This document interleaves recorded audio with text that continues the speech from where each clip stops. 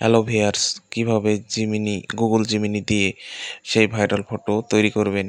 দেখুন, প্রথমে Google open করতে হবে। গুগলে গিয়ে সার্চ বারে গিয়ে গুগল জিমিনি লিখতে হবে। তারপর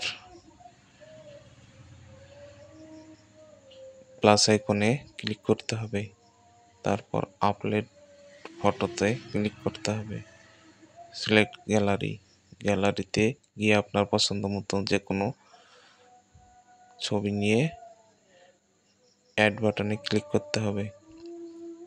তারপর এক্স জেমিনিতে ক্লিক করতে হবে। এক্স জেমিনিতে ক্লিক করে টেক্সট লিখতে হবে। টেক্সটটা আমার ডিসক্রিপশনে দেওয়া থাকবে, আপনারা ওখান থেকে কপি করে নেবেন। তারপর সেন্ড অপশানে ক্লিক করার পর কিছুক্ষণ অপেক্ষা করতে হবে।